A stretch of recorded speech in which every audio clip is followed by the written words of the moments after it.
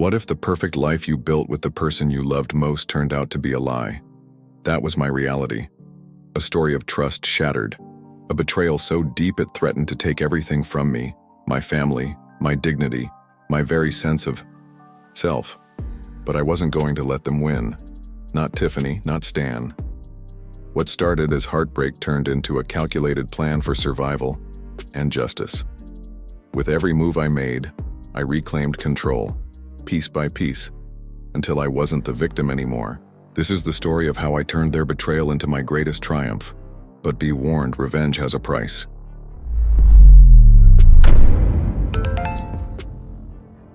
I'll never forget the way Tiffany looked at me the first time we met, like I was her whole world.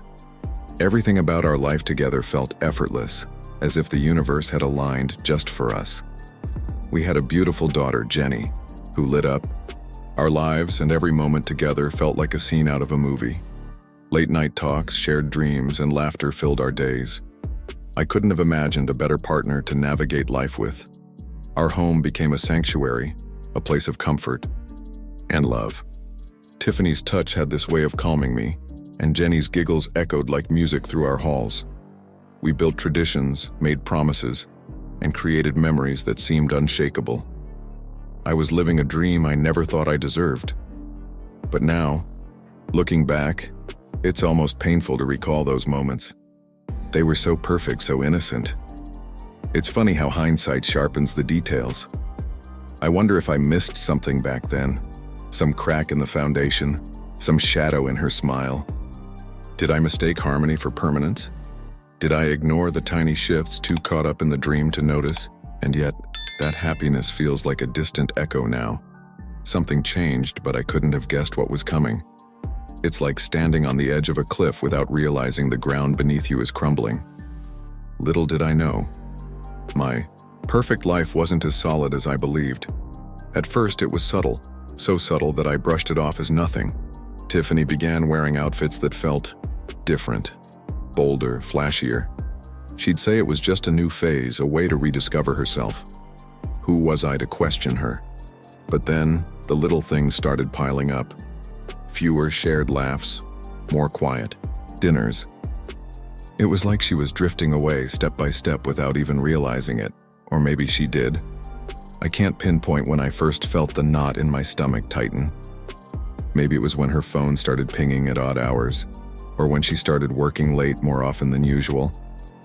I told myself it was my imagination, that I was being paranoid.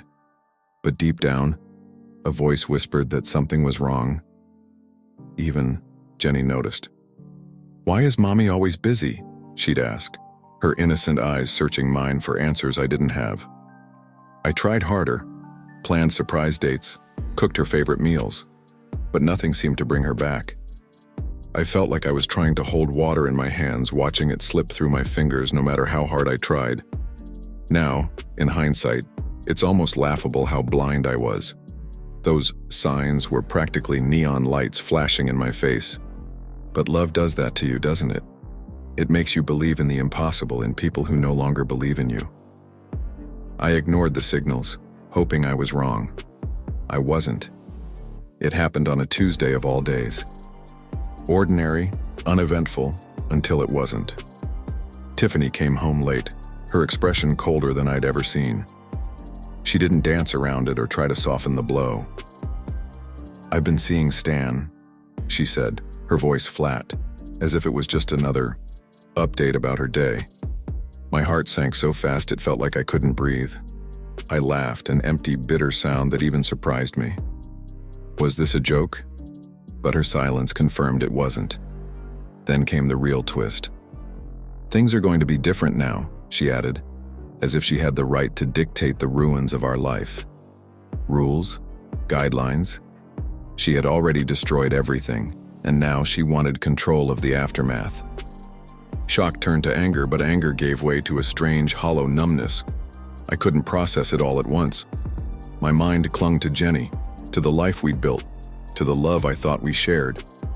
But Tiffany's face was unrecognizable, a stranger's, mask where my wife's used to be. She didn't even flinch when I asked why, just shrugged as if it didn't matter. The worst part wasn't even her betrayal.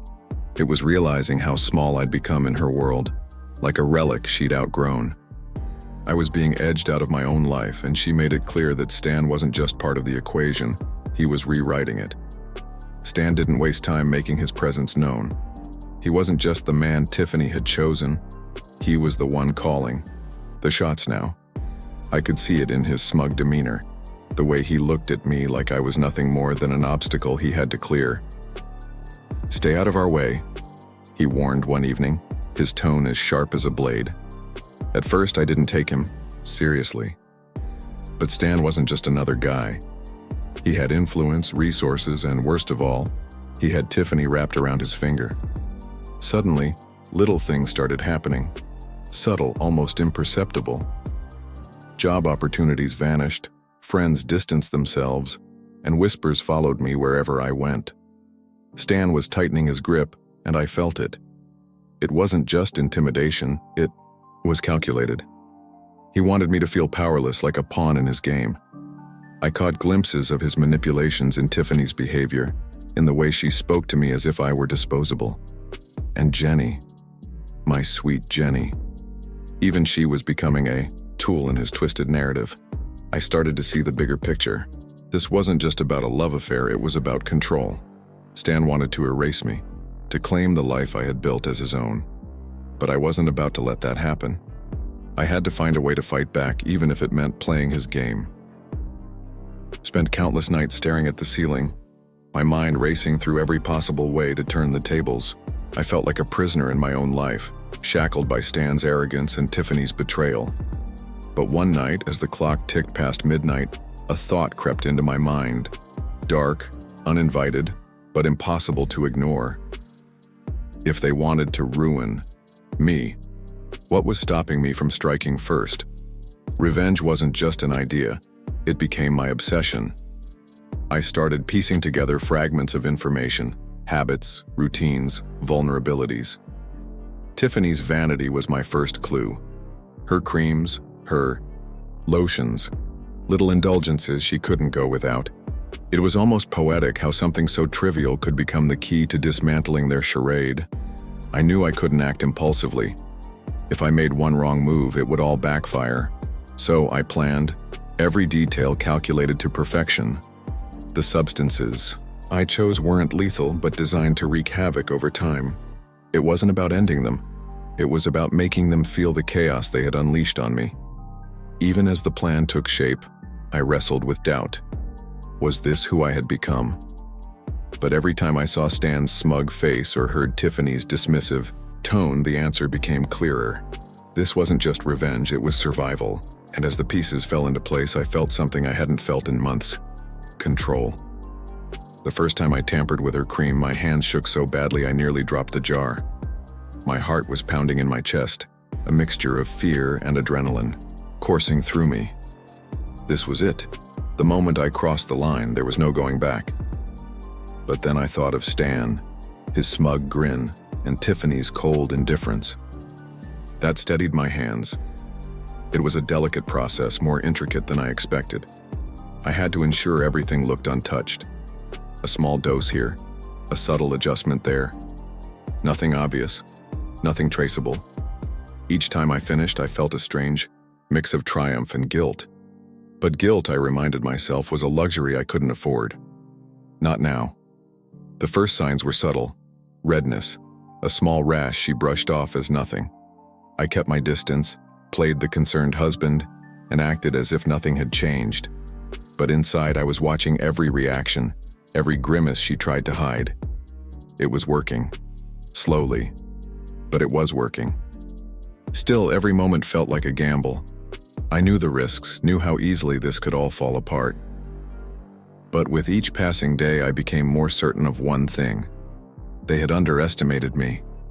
The man they thought they had broken was far from done. Stan's downfall wasn't dramatic at first. It began subtly, just like everything else I had orchestrated. A cough here, a moment of dizziness there. At first, I wondered if he even noticed, but then I saw it. His confidence faltering, replaced by frustration he couldn't hide. It was almost poetic. watching the man who had taken everything from me start to unravel.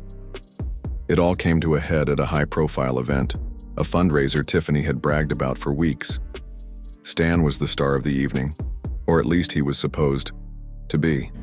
Halfway through his speech, he stumbled, gripping the podium for support. Whispers rippled through the crowd as he collapsed, clutching his chest. For the first time, Stan looked human, vulnerable. I stayed in the background watching as chaos unfolded. Paramedics rushed in, Tiffany's face pale with fear. For a moment, I almost felt sorry for her. Almost. But then I remembered everything. Her betrayal, his threats. This wasn't just karma, it was justice. They were finally feeling the cracks in the perfect facade they'd built. As Stan was wheeled out, his wife from a previous marriage arrived at the hospital, adding another layer of tension to the night. Watching her confront Tiffany was a moment I hadn't planned, but it felt like a bonus. The man who had tried to destroy me was now battling his own collapse, and I couldn't look away. Tiffany's symptoms began not long after Stan's collapse. At first I thought she'd connect the dots, realize that something was happening. But no, she chalked it up to stress, to the emotional toll of watching Stan's health decline. It was ironic, really. She still couldn't see the truth even as it stared her in the face. Her flawless appearance, the one she had always prided herself on, started to fade. Red patches crept across her skin, and her energy seemed to drain away with every passing day. She avoided mirrors, avoided me, as though pretending it wasn't happening could make it stop. But I saw it all. I noticed every crack in her carefully constructed armor. There were moments I almost pitied her. Almost. Watching her struggle, seeing her slowly lose control, it stirred something in me. Not joy, but a strange sense of justice. This wasn't just about revenge anymore. It was about balance, about reclaiming the power she and Stan had stripped from me. Still, there was a weight that came with it, a nagging voice in the back of my mind that asked if I'd gone too far. Tiffany's once commanding presence was now a shadow, and I couldn't tell if I felt triumph or regret. But one thing was certain. The story wasn't over yet. I knew I couldn't rely on revenge alone. If I was going to rebuild my life, I needed to hit them where it hurt most, their bank accounts. Stan's fall from grace had opened doors I hadn't expected. His associates weren't as loyal as he might have hoped, and I was able to dig up evidence of shady dealings that painted a clear picture of his true nature. With Tiffany weakened and Stan out of the picture, I reached out to his former partners and legal team. At first, they brushed me off, thinking I was just a bitter ex-husband looking for scraps. But once I laid the evidence on the table, their attitudes shifted.